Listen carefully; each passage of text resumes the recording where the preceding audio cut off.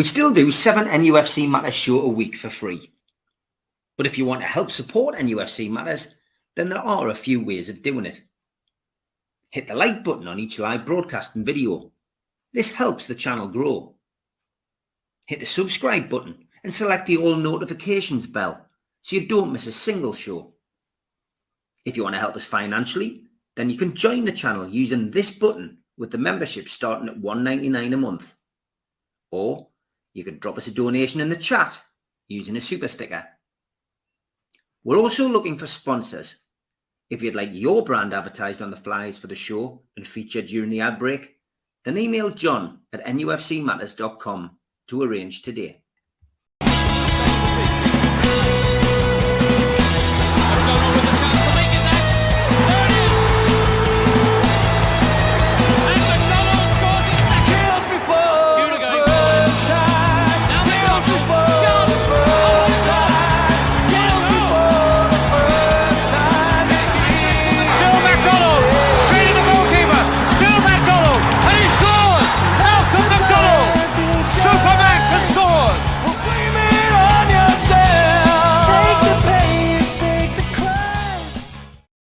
Good evening and welcome to NUFC Matters with me, Steve Ray. That is myself and the legend that is Supermac tonight. Good evening, Malcolm. Hi, Steve. All is well? All is well. And Newcastle have 3 points in the bag, Mal, after the first game. That's all we needed. 3 points in the bag, but it wasn't the greatest of performances. Could do better. Would have been on the school report, and I guess ultimately, plenty time. No need to worry yet. Could do much better. Yes. I got really annoyed about the Shah sending off for a number of reasons. Firstly, what the hell is an experienced player like Shah doing, getting involved in such nonsensical situation? And he was being dragged into it, and he didn't need to be there. It was silly. Just walk away, because there's only ever going to be one outcome. And as it so happens, before anything really happened, the referee sent him off. And that particular referee, I don't trust anyway when it comes to Newcastle things. Because I just feel for some reason he's got a downer. I've always had these suspicions about him for many years,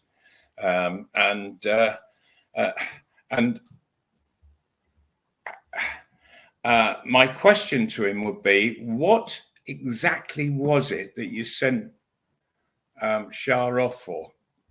Did you see anything that he actually did that sort of had send me off in a balloon above it? Because I didn't really. There was two players sort of reacting, and then a player threw himself away. Mm-hmm. He threw himself away, and it was so obvious that that's what he was doing. And for a top class referee to get conned in that fashion. If there was going to be any action taken by the referee, it should have been a booking for the opposing player. And Shah took it, and that's why I say walk away. If you walk away, you can't be involved, and therefore you can't be punished. Can't be punished for walking away. Yeah, I mean, we know the way it works, until there's a change in the law, it's never going to change. And I mean, like you said right at the start, should never have put his head, even the slightest gesture. Don't do it. Yeah. It's so stupid. Yes.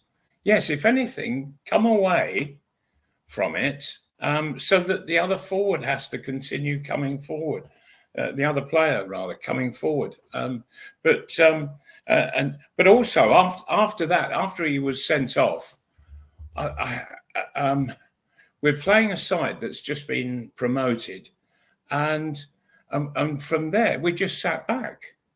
We sat back and started soaking it up, and I thought, why? Well, for one, if you're a man down,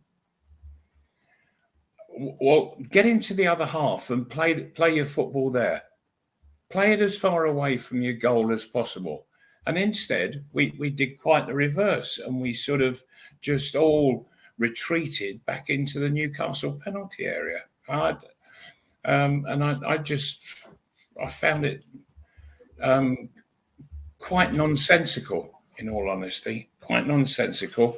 Okay, so we nicked a goal on half time, and it was a bloody good goal as well. It really was. It was well executed, well taken, and it was scored at a great time. That really knocked a lot of stuffing out of Southampton, scoring it right on half time itself. And all of a sudden, the manager, he's got all his notes ready for the meeting at half time, and he's got to throw them all away and restart. And has got to apply different tactics, which he's not got any real time to think about and just work out exactly what the plan is. So well done, Newcastle, on that part. But even so, I still felt we sat back a lot in the second half, and there's no need for it. Get the ball up the other end, hold it up there. And there are players who can hold the ball up, for heaven's sake.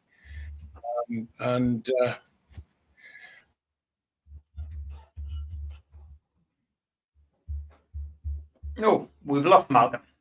He has occasionally got an issue with his internet, and he's been cut off in mid-prime.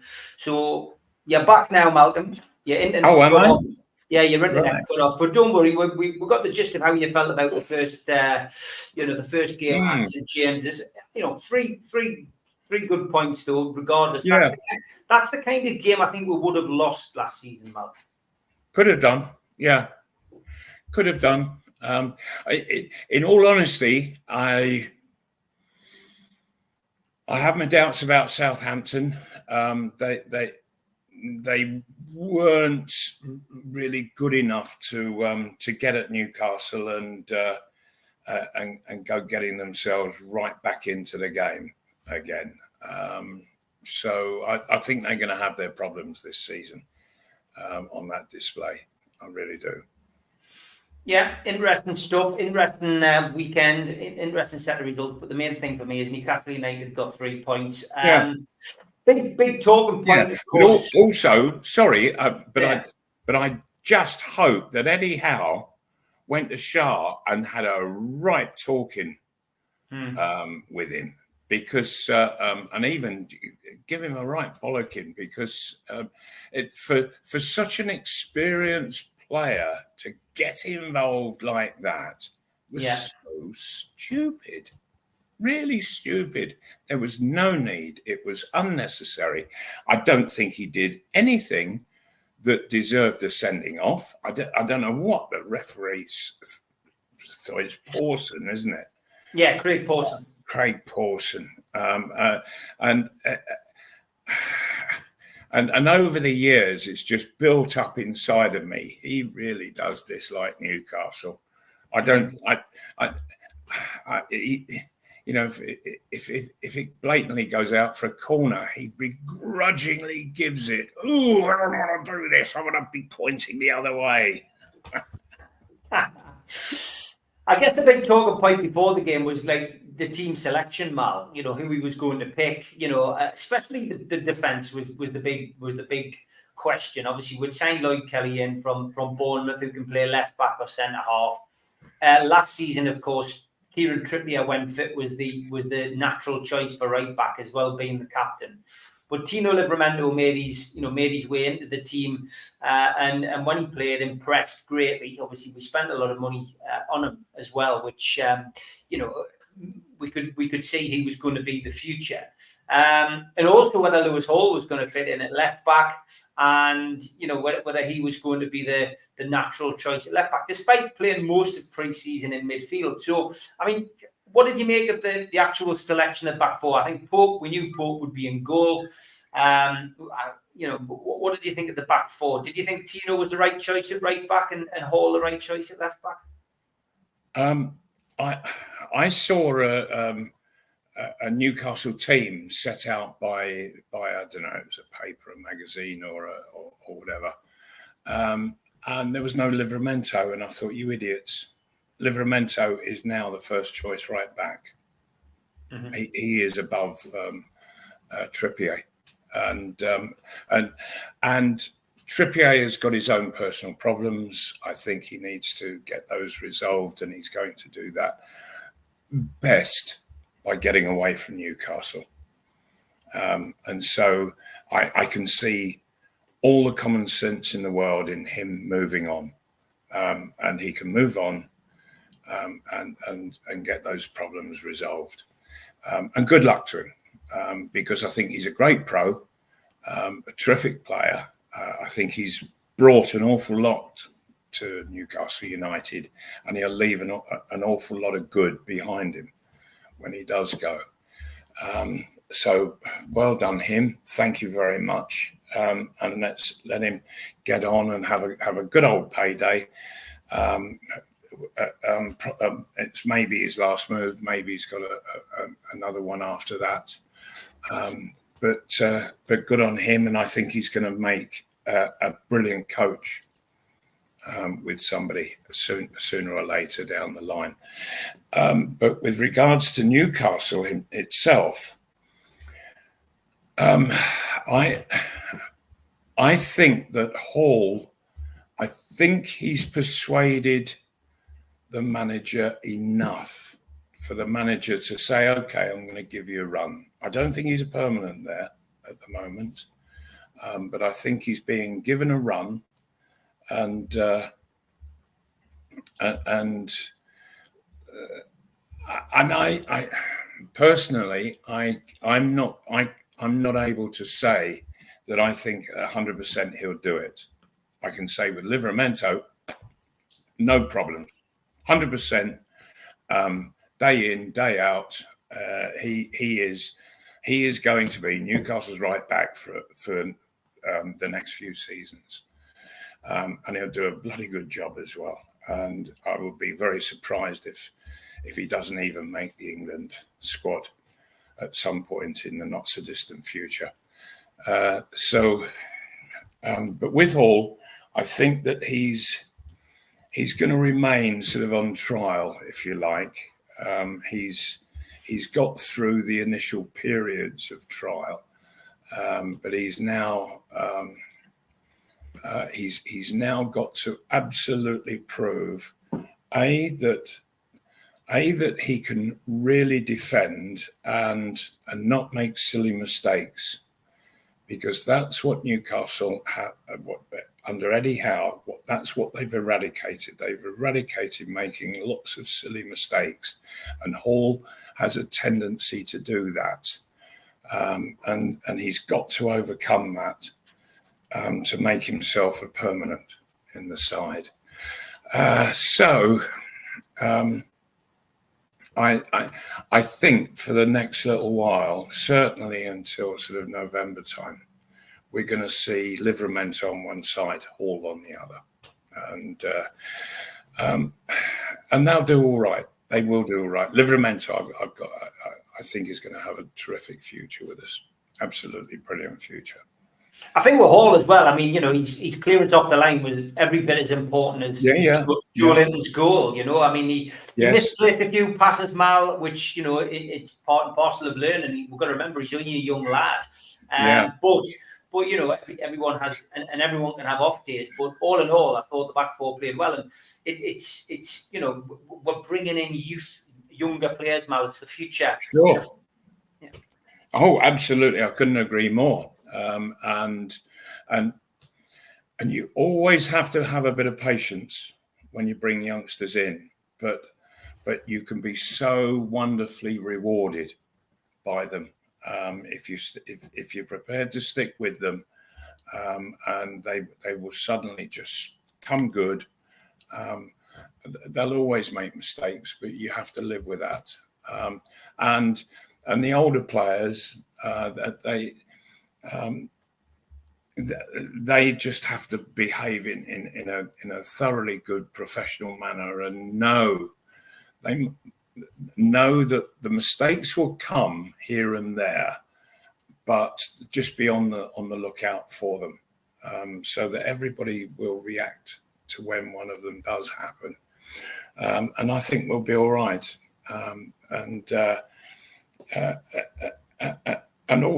just going through the site, it was all a bit of a cock up in the middle of the defence, because with the Shah nonsense, and well, we've said our piece on that one, and I presume that he's got 3 games.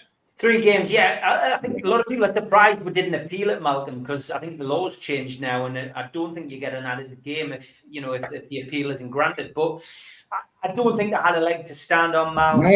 No, they didn't. They didn't. He went forward with his head. Mm-hmm. I don't feel that he made contact. Mm-hmm. The kind of contact that then says you get sent off. But just being there in that instance was so stupid of him. And he is a damn good international professional footballer. And I just think that he had a rush of blood. Mm-hmm. And it was such a stupid thing to get involved in, particularly with this fella. And if the referees don't start keeping an eye on this fella, he's going to make a mockery. He'll get his comeuppance somewhere, Malcolm. Somewhere. I'm sure he will. Yeah, and he'll be in little square books that Jackie Charlton handed around before he died. Bless him. Dan Brown says Kelly looked solid at left back, so good cover for when Hall is maybe not having the best game. He's a big lad, Mal, Kelly, and he does look useful. I know he comes with a few injuries under his belt, but yeah, he does. Yeah, he looks the player, Mal. He certainly does. It's going to be interesting to see just how things develop over the next few months. But I think good on the manager for sticking with Hall and just saying, okay, I'm going to give you first opportunity. There's nothing signed, sealed, nor delivered in any of this, and that we're going to find out over the next 2 or 3 months what is going to be our defence for the next few seasons, and of course the transfer market is still going for another 9 days, and a lot of action perhaps as well to come for Newcastle. It seems to have hotted up today, Mal. I know you keep your eye to the eye to the screen and your ear to the ground, and obviously the Gahey transfer, which I think a lot of us felt was probably all off last week, seemed to have gone very quiet. It seems as if Newcastle's deal is still on the table, 60 million plus 5 million add-ons, and Crystal Palace haven't knocked it back. There's still negotiation going on. I think Newcastle have got to go 65 plus 5. Yeah, okay. I think that'll swing the deal. If it doesn't, then I say to Newcastle, walk away. Yeah. Walk away, because they're just going to keep incrementally increasing on every conversation by 5 million, and they'll just keep it going and going and going, and until we run out of time. So Newcastle, don't let time run away with them.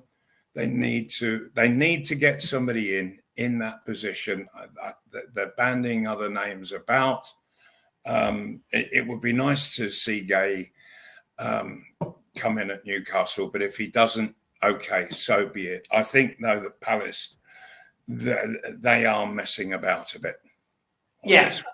I think what they've done, Mal, and this is just my opinion, is that they've tried to bring out other, potential suitors. That's what they've done, and it hasn't worked out, because what they've misread the room, they misread the audience. They know that probably the only team that hasn't, that has got money to spend is probably Chelsea. Chelsea constantly spending money in bringing players in.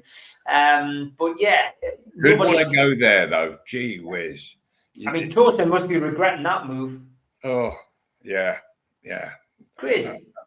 It is crazy there, and they've they're bringing so many players in. They've got so many players to shift out. It's ridiculous, and if you're not going to be in the first 11, then you're literally going to be playing in on the kiddies pitch over on the far side of the training ground. It's a nonsense, and the manager, he won't know your name. There's so many damn players there that he can't get to know all those names in such a short period. Is Gahey worth the money, Mal? Personally, I think he is, and I would go for it. Okay. I would go for it. It's a lot of money for a defender, but I think that he is going to. The word that comes out of Crystal Palace from the players is that they absolutely love him. He's got a great character to him. He's a strong figure in the dressing room, and he takes that out onto the pitch. And so they're going to miss him very badly. Everyone at Crystal Palace, if he does go. So yeah, I think he's worth it. And so if Newcastle can do the deal, great. But I think that if they don't do the deal at 70 plus 5, walk away. Interesting. We'll see what happens. A player being linked with the exit is Kieran Trippier. Found himself on the sidelines at the weekend. Played for the reserves this week. The under-21s against Sunderland. Played 45 minutes. Was captaincy given to Bruno Guimaraes, which we'll come on to in due course. But, Trippier given the deputy, the vice captaincy, sorry. So word that's circulating from David Ornstein, the journalist, a well-respected journalist today, is that Trippier is looking for a move and that Everton might be the destination, which I found quite a surprise. Yeah, I'd find that a surprise. If I were Trippier, I'd go abroad. Yeah. In the circumstances that he finds himself in, best to go abroad and get things resolved and sorted over the next couple of years. Yeah. Interesting question from Tom earlier with regards to Trippier. And Tom says, question for Malcolm, if Trippier goes in this window, do we need another right back, or do you think Livramento and Kraft are good enough to fill the space? Certainly Livramento, he's going to do a great job. And I personally prefer him at right back to anybody else. I really do think that he is going to be a great right back for this club over the next few seasons. Kraft, in all fairness, he surprised me. He came on and went in at centre half after Murphy was taken off, and I thought he did really well. And I have been a hell of a critic on Kraft over the years, but no, he did pretty well for me on that, and I think he's also improved as a right back to what he was when he came. So I've packed the criticism of Kraft away for now. It's still very handy to get at, but for the moment, it's packed away. Just want to give a mention to Chris Wood as well, mate. Scored on the to Chris Wood opening day. Scored again, Mal, in the Premier League. Just a reminder. Yeah.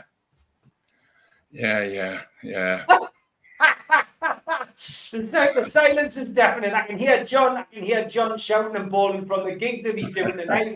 Whenever I mention Chris Wood, we'll mention it the next time Gibbo's on. I'm sure we'll get a reaction. Yeah, as a footballer, he just isn't good enough for the level he's playing at, and he suddenly comes good every now and again, but you've got to have an awful lot more than just that every now and again to really do your club a damn good job in the Premier League.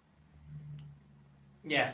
Lots of people commenting on Wood. Alan Little says 14 goals for Wood last season. Decent record. Julie's telling us to stop winding you up. Yeah, well, he says decent record. If I finished the season with 14 goals, I would be so embarrassed. 3 of them were against Newcastle. Sorry, Steve. 3 of them were against Newcastle. 3 of them were against I know. Yeah. And that is the most embarrassing thing that I think the Newcastle defence has suffered in a very, very long time. And dear me, I remember sitting there watching how it all started just before half time. And Newcastle, they should have scored. And instead, the ball was just booted forward, and heaven knows what the Newcastle defence were doing. It was, oh dear me, so embarrassing. It was. Okay, we are halfway through the show. There's a few questions there for you, Mal, which I will keep till the second half. We'll have some ads and we'll be back after this. A big thanks to all our sponsors, Skips and Bins. You can find their website at skipsandbins.com. Contact us, www.skipsandbins.com/contact. Say hello to low-cost waste disposal with pay-as-you-go and contract waste management. A big thanks to Mr. Vicky's Sauces, handmade in Cumbria. Their website, mrvickies.co.uk. Email info@mrvickies.co.uk. Telephone 01768 210 102. Thanks to United Group Travel.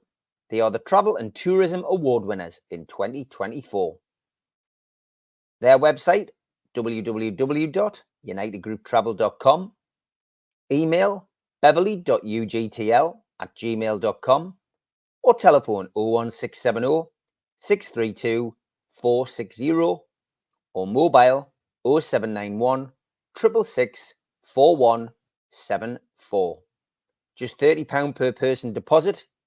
There are no strangers on our tours, just friends you haven't met yet.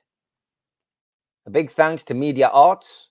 You can find them at www.media-arts.co.uk. And don't forget, we are a podcast. You can find us on iTunes or Spotify or other podcast providers. If you want to help the channel grow, then hit the like button, the little thumb underneath the video, click share and share to your social media, or join the channel for as little as $1.99 a month. If you want to take out a one-off payment membership, go to nufcmatters.com and hit membership. And for a £25 fee, you get a scarf, a cup, a pen, and a membership card. You can also put a smartphone over the top of this QR code. It'll take you straight there. And don't forget, we also help the food bank on this channel. nufcfansfoodbank.co.uk is a website where you can make a virtual donation today. And in the chat, I've stuck the link for the website, newcastlelegends.com. We are going to be producing a fanzine. We've been mentioning it all week. We're going to do 4 issues for a subscription price of £20.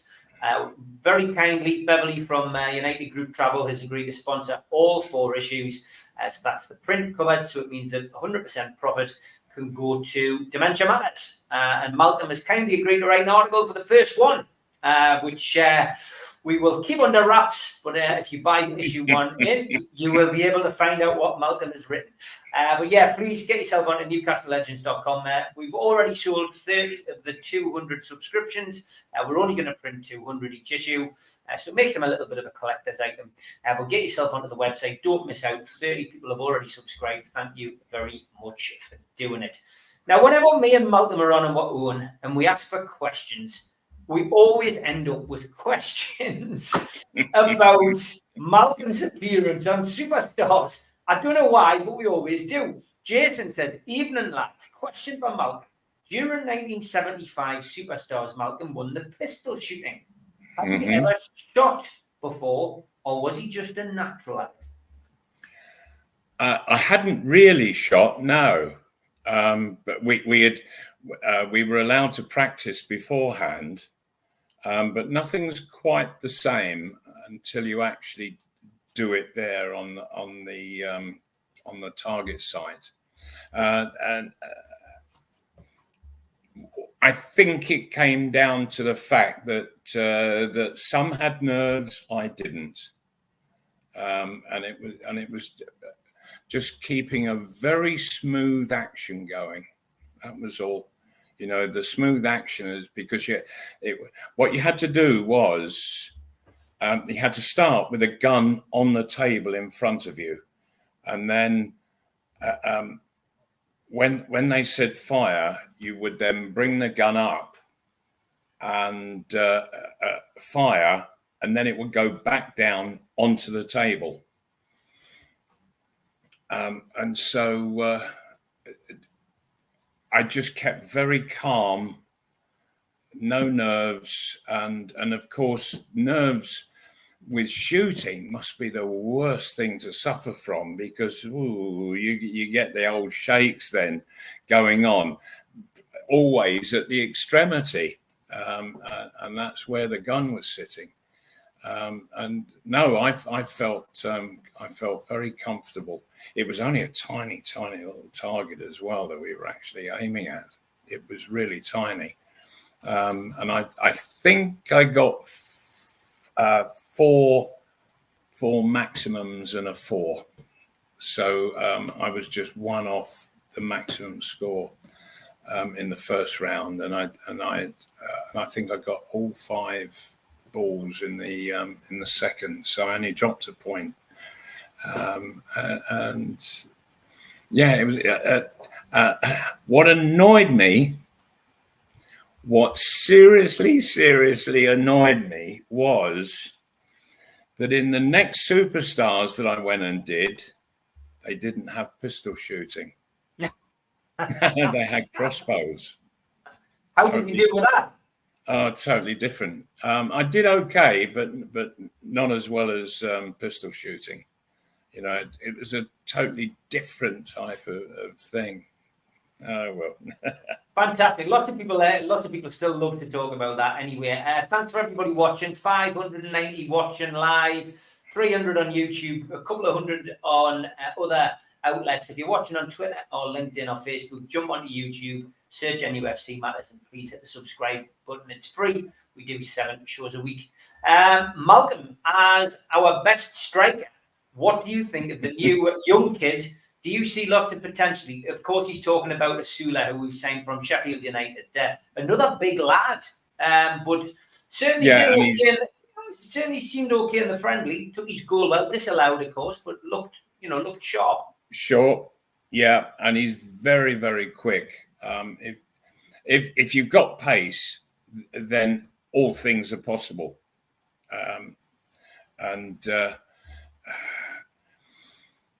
But he's really got to work very, very, very hard on his shooting. He's got to keep his head down, keep his shots low, because at the moment he's quite wayward, going very high.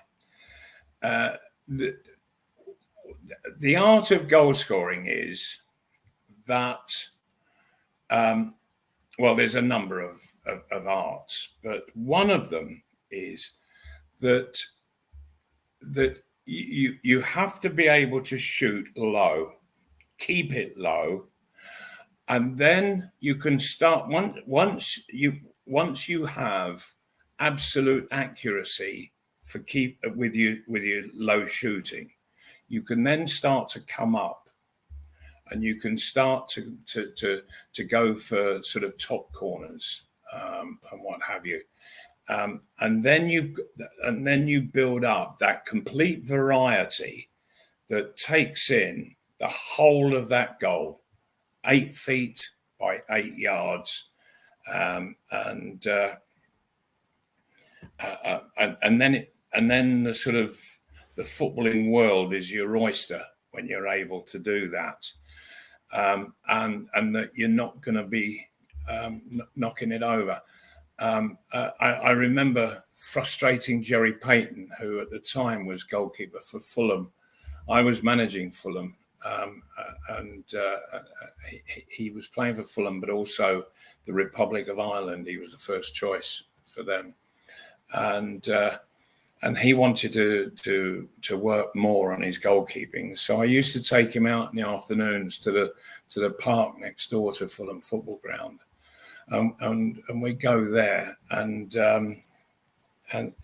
I'd say, right, what is it that you want to do today? What do you want to work on? And I'll work you at it. And he would tell me. But then one day he said, I've been watching you. He said, and he said you seem to be able to hit the same spot in the goal over and over and over and over again. And I said, yeah. And he said, but I still can't reach it. I know that's where you're going to hit it, but I can't reach it there. And I said, well, you can't go too early on it because I might not be hitting it there. He said, yeah, well, he said, I know that, but that's what's frustrating. He said, well, how do I overcome it? I said, I'm not the goalkeeper. I'm not the goalkeeper. That's your problem. I'm the centre forward. I'm the goal scorer, and I'm doing that. But that's the stage that you can actually get to, whereby you can actually just hit the same spot, bump, bump, bump, with such regularity, whether the ball's moving or whatever. And that I would say to any centre forward, that's what you've got to work at. I used to, when training finished, and I used to watch players walking off of the training pitch, to go to the dressing room, and they get a shower and off they go. I would get hold of a goalkeeper, a bag of balls, and anybody else who wanted to join us, particularly people who would cross balls, and we would work for 2 hours, and I would work and work and work and work over the years until by the time I was sort of about 26, and I could just hit the same spot. Didn't matter how the ball came to me. If it was in my head, I could hit pretty much the same spot in the goal each time. And it becomes a bit of a nightmare that stood there, and he knows where I'm going to hit it, but he daren't go too early. And so that's the conundrum for the goalkeeper to solve for himself. He has to resolve, how on earth do I overcome that? I didn't have the answer. I was just giving him the problem. But he's got better and better at what he was doing. You never get there as 100% as a goalkeeper. You can't. You never can. But you can get as near as possible. Okay, plenty more questions coming in. Let's go for something a little bit different. I think this was a good comment, by the way. Jordy Kubalite says, Malcolm, if Poston was the referee for the shooting in 1975, you would have got 0 points. Yeah, that's very true. Where was Alan's question? There it is. Malcolm, he says, it was the 50th anniversary of my first tune match to the day on Saturday. 1974, Newcastle 3, Coventry City 2. He says, any memories of the match? He said, we just come off the poor Wembley performance. Right. No, to be honest, that's a long, long way back, 50 years. I can remember a number of games at Coventry. The one that I do remember most of all is when Newcastle won at Coventry 3-0. And I happened to score all 3 goals, and they were the only side, I think, in the first division at the time to have an electrified scoreboard, and it was behind one of the goals, and of course what it read was Coventry 0, Newcastle United 3, and under the 3 was 999. And I remember that a newspaper took that photograph and made quite a thing of it. That the only way to stop me was dialing 999, sort of thing. That's brilliant. So but many memories of games against Coventry, but I don't remember sort of individual parts of that game, I have to say. So Alan, the trick is that next week, Gibbo will get his book out. He'll tell you everything you need to know. Oh, of course he will. Yes, because he had the pen in his hand and was writing it all down for the benefit of history. Yeah. Okay. Next question from Yvonne. She says, Malcolm, if you were playing up front as a Newcastle player today, which player would you want to give you the ammunition? In all honesty, the 3 that Newcastle are going to have playing, the 2 Brazilians and Tonali coming into it, because Tonali's now available, isn't he? If memory serves, yes. He'll be available from the Forest game now. From the Forest game, yeah. Okay, so he misses Saturday, but can play against Forest. Well, those 3 players, dear,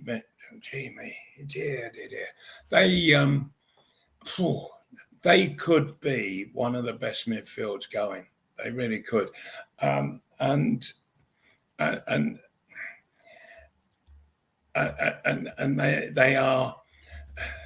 they're all so different as players in the way they go about their game, and yet they really do match each other extremely well.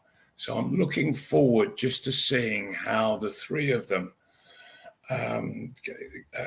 sort of marry up as a midfield trio across. And of course, we've certainly got Gordon on the left-hand side. At the moment, I don't know, will we be playing Murphy? And if so, fine for me.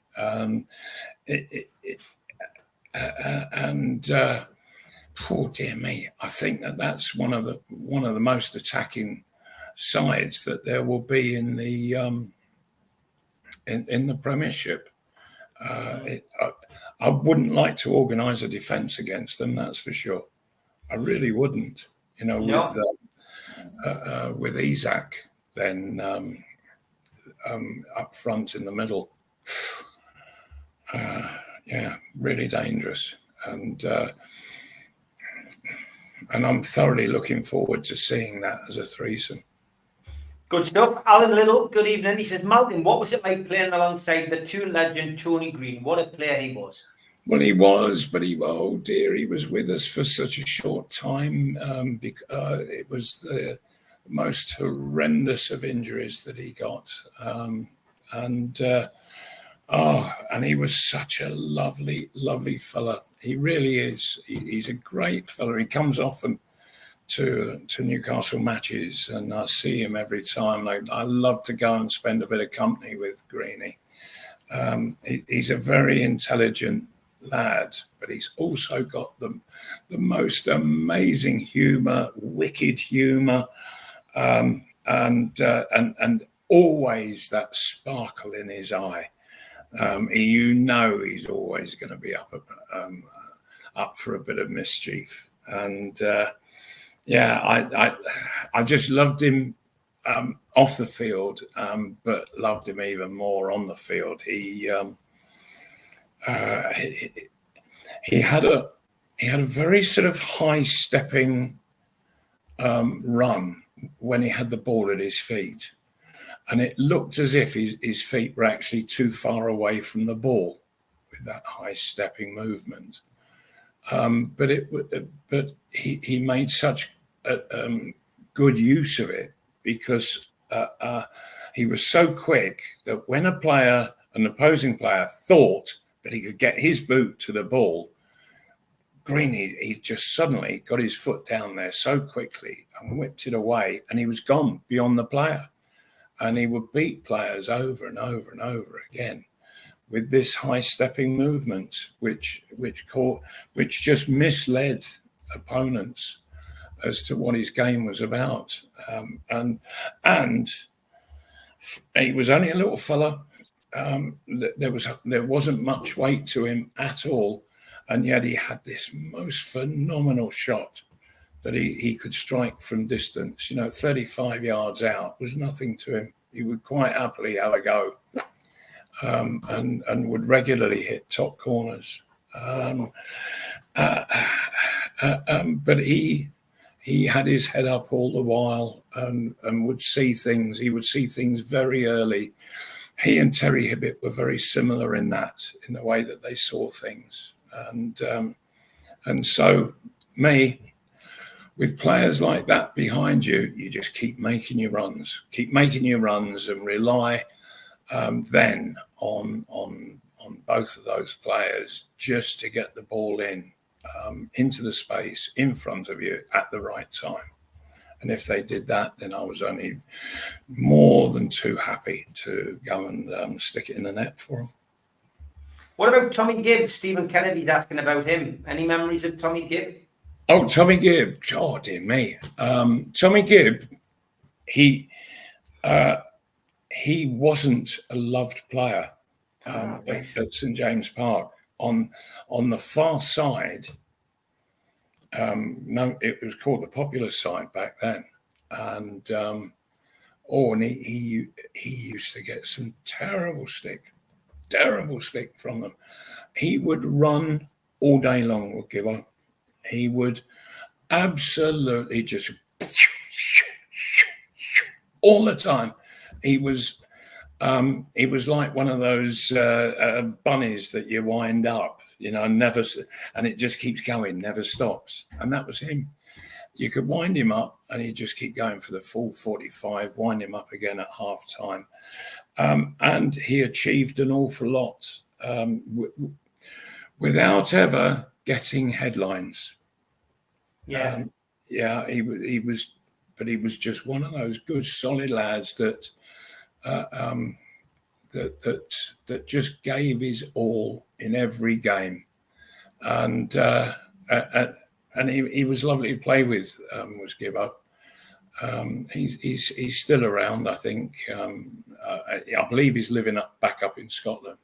And he came down. I saw him a couple of times about 4 or 5 years ago, and was a lovely lad, really good lad. Spot on. Dean says, Malcolm, he says, he was the guy with the camera when you were in Shearer's bar to promote some Supermac socks about 10 years ago. He says, it was lovely to meet you. And he says, the stories you told were great. So there you go. Oh, lovely. Thank you very much indeed. And Arthur Bainbridge says, poor Tommy Gibb, he got blamed for everything that went wrong. It's an unfortunate part of football. Some players get admired and others just get the blame. He's absolutely right. That I'm talking of the stick that he used to get, and he was blamed. That something would go wrong over on the left wing, and there was poor Tommy on the right side of the pitch. And the crowd are going, Tommy, man, for God's sake. They used to give him dog's abuse. They really did. Unbelievable. Blue Rhythm Boy said, Mal, I don't think Sean Longstaff should be dropped immediately to accommodate Tonali. He'll have to earn his spot. Longstaff's been great. I mean, I picked him out. He played well on Saturday, mind. He did. I mean, he's gonna have to do that every game, Mal. Yes. And I just, you see, the thing, one of the problems that poor old Sean has is that in all that he accomplishes, he doesn't stand out. Whereas Tonali does. He stands out. He's head and shoulders above others. But the thing with Sean is, and you won't get it from other players, that he covers more ground than most players in the whole of the Premiership on a match day, and in what he does in those 90 minutes is that he makes himself available over and over again, in terms that the ball moves around the pitch, and whoever's on the ball can look up, and I bet they see Sean Longstaff there, and all they've got to do, and so he's always just available for a very simple pass, so that you maintain the possession that you've got. He's always there, backing up, and many times you will see that the forward or the player that's got the ball will see Sean but ignore him and do something else. Well, that's okay, as long as it comes off. But Sean, it doesn't put him off at all, and he would just keep going there, going, supporting. And so he doesn't take a dominant role at all. The only time he does, I suppose, is when he sneaks into the box and suddenly goes knocking a ball in, and he has scored of late in pre-season and what have you. And so, if you like, he's the quiet man that goes about his game. His popularity in the dressing room is immense. His popularity on outside isn't so. He's not appreciated by the supporters as he is appreciated by the players. And so you find that the popular gets picked quite often in front of the guy who's just doing the mileage. Yeah. John, thank you, mate. I am donning the new third kit, the purple and blue. I've got to be honest, mate, this is my favourite one. Out of the three, I have got all three, and this is my favourite one. And bearing in mind, I'm making up for lost time, because under Mike Ashley, I refused to buy a strip. And I always used to buy strips before Mike Ashley. I always used to buy the black and white one at the very least. And in the days of Adidas, I would tend to buy the home and away. Are you saying that you wore the same black and white shirt for 14 years? I just didn't. I just wore the retro ones, Mal. I refused to wear anything that Mike actually had to do with a club. I refused to do anything. I refused to go in his shops, which eventually was virtually 50% of the high street. It's just great to be able to go and buy tops again. But this is definitely my favourite, John. I love it, mate. It's a really nice shirt, but it's all the colour as well. I think it's great. Okay, before we look ahead to the game at the weekend, let's pick. We've got two more questions. JJ, he says, Malcolm, being an old Leeds attender, the noise in there was unbelievable. What was it like on the pitch? The Leeds end. What was the noise like from the Leeds? The old popular side. Yeah. Yes. There was always huge noise on the pitch. It didn't matter which end we were. It didn't matter which side we were. But of course, when you're playing, your concentration is so much to the game itself, to the ball, to your teammates, that you take everything for granted. It's just there. If there was no crowd, if there was no noise, by heavens, we'd miss it. But when it is there, it's all just a part of the atmosphere, and our concentration is totally to the game itself, and so we as players, you rely on that atmosphere, you appreciate it very much. But it's not having that particular impact there and then, simply because you're focusing on playing the game to the best of your performance. Okay, Newcastle United travel to Bournemouth this weekend. It's a 2:00 kickoff this Sunday. It is live on Sky. As always, The away end is full. 1,350 tickets have been snapped up by Newcastle fans, so there'll be a very vocal away end. It is our longest journey of the season. It's a 370-mile trek from Tyneside for this one. Team news, well, we know Sven Botman, Jamal Lascelles, Lewis Miley, Callum Wilson are all still out. We also now know that, sadly, Fabian Schär will be on the suspended list with Sandro Tonali. This is an early return to the Bournemouth Stadium for Lloyd Kelly, who did feature as a substitute last week. As for Bournemouth, the home team, they kicked off with a 1-1 draw at Nottingham Forest on Saturday. They are unbeaten in their opening home game in all competitions since 2017-2018 season. No Dominic Solanke, though. He scored both goals in the fixture last season. He is now at Tottenham.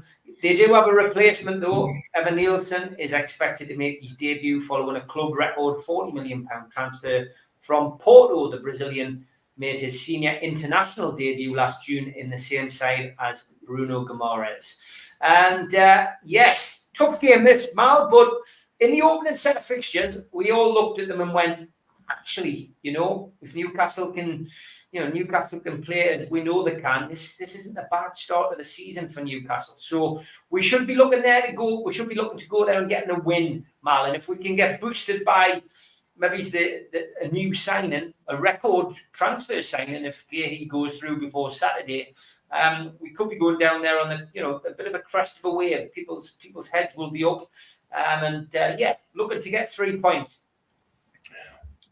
We certainly should be doing that, yes, and we have done in the past. We've gone down there. We find it better playing down there than playing Bournemouth at St James Park. I think we find it quite uncomfortable there, and it's Bournemouth that make it so. But we seem to be very comfortable in going down there and doing the job on the field of play. So I'm quite confident on this one. Where I'm not so confident is when Bournemouth come up to St James Park. So